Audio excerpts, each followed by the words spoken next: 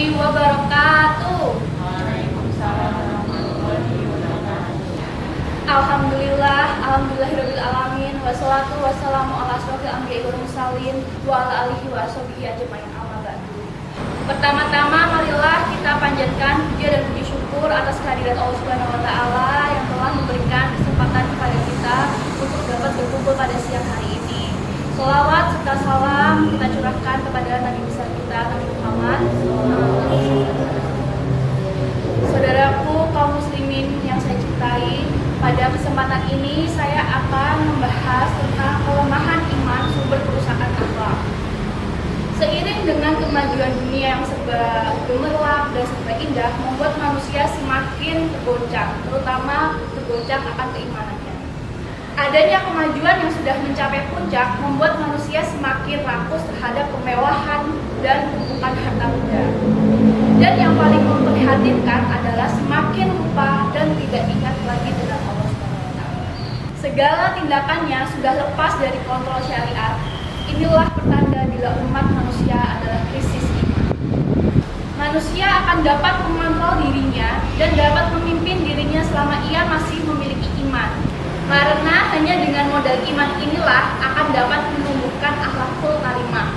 Akhlakul karimah sendiri akan muncul dan mewarnai segala sikap, pemikiran, dan tingkah laku seseorang bila di dalamnya dilandasi oleh rasa keimanan dan ketakwaan. Orang yang mengaku iman, bila pada kenyataannya tidak dapat melahirkan amal soleh, berarti imannya palsu atau masih perlu dikoreksi. Bila masyarakat sudah kehilangan nilai-nilai keimanan, maka segala kerusakan, kerusuhan, malapetaka, dan bencana sulit dihindari. Sebab adanya kerusakan, kerusuhan, malapetaka, dan bencana itu adalah diakibatkan oleh perbuatan kotor orang yang tidak beriman. Selama masyarakat itu dipenuhi dengan penghuni-penghuni orang yang tidak beriman, segala kerusuhan akan selalu mewarnai dalam setiap gerak kehidupan dan perjalanan masyarakat. Saudaraku yang beriman, berbeda sekali dengan suatu masyarakat yang warganya terdiri dari orang-orang yang beriman. Masyarakat tersebut akan menjadi masyarakat yang damai, tentram, rukun, penuh persaudaraan dan kasih sayang. Sebab masyarakat yang penduduknya terdiri dari orang-orang beriman akan selalu melahirkan amal soleh, penuh kedamaian, kemanfaatan, dan kemaslahatan. Karena orang mukmin itu pada dasarnya adalah orang yang baik akhlak dan budi pekertinya.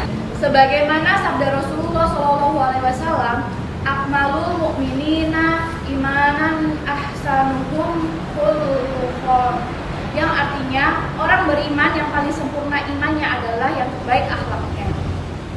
Saudaraku kaum muslimin yang saya muliakan, seorang mukmin sejati tidak akan pernah sekali-kali melakukan perbuatan tidak senonoh sekecil apapun. Misal mencaci, mengejek, menghina, mengutuk, melaknat, dan sejenisnya. Perbuatan-perbuatan semacam itu hanya pantas dilakukan oleh orang-orang yang tidak memiliki iman yang kuat. Orang mukmin tidak akan sekali-kali melakukan perbuatan tercela itu karena mereka sadar akibat dalam melakukan hal itu. Dan hal itu bisa digolongkan seorang yang fasik. Apalagi kalau sampai membunuhnya, ia akan dihukum kufur. Seorang mukmin juga dilarang menghina dan memaki orang lain, apalagi meremehkan orang lain. Bahkan orang mukmin harus bisa menghargai orang lain, bukan menghina dan menjelekkan orang lain. Sebab siapa tahu orang yang dihina dan diejek itu kedudukannya lebih tinggi daripada kita di mata Allah SWT. Menyadari bahayanya yang diakibatkan oleh perkataan kotor seperti mencaci, mengejek, mencela, kasar, dan menyakiti hati orang lain, maka agama Islam memerintahkan umatnya agar membiasakan perkataan yang baik-baik saja. Bila belum bisa hati seperti itu, sebaiknya lebih baik diam saja. Sebagaimana sabda Rasulullah SAW yang artinya barang siapa beriman kepada Allah dan hari akhir hendaklah berbicara yang baik atau lebih baik diam. HR Bukhari Muslim. Perlu diketahui bahwa perkataan kotor itu akan menimbulkan bahaya besar. Sebagaimana udara kotor pasti akan membawa penyakit atau menjadi sarang penyakit. Demikian juga perkataan yang kotor akan memberikan gambaran atau menunjukkan kekotoran hati dan jiwa orang yang suka mengeluarkannya. Perkataan yang kotor dan keji dapat melukai hati dan merusak pergaulan dapat mengeluarkan penyakit dari kotoran setan. Saudara-saudaraku yang beriman, orang yang sudah terbiasa dengan perkataan kotor dan tidak senonoh sukar sekali melepaskan diri dari kebiasaan itu, sebab kadang-kadang keluar di luar kemampuan pengendaliannya.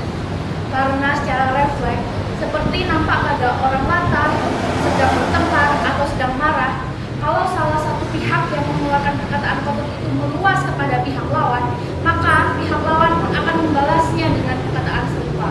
Bila sudah demikian, maka pertengkaran akan terjadi.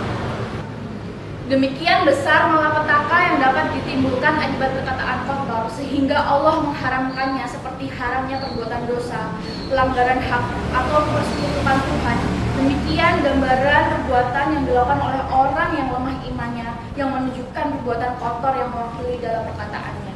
Karena itu, agama Islam memerintahkan agar supaya berhati-hati menjaga gangguan lisannya. Orang muslim yang kuat dan sempurna Islamnya akan selalu dapat mengendalikan diri dari perkataan kotor. Itulah bukti bahwa kelemahan iman seseorang akan mengakibatkan kerusakan, terutama disebabkan oleh perbuatannya yang buruk dan tahan dari perkataannya yang kotor. Dari perkataan yang kotor dan keji ini akan mengakibatkan keseteruan antar sesama manusia dan akhirnya akan mengakibatkan kerusuhan, malapetaka, bencana, dan kehancuran masyarakat. Saudaraku yang beriman, demikianlah ceramah yang dapat saya sampaikan pada kesempatan hari ini. Semoga dapat bermanfaat bagi kalian semua. Mohon maaf jika ada salah kata yang disengaja ataupun yang tidak disengaja. Akhirul halam. Wassalamualaikum warahmatullahi wabarakatuh.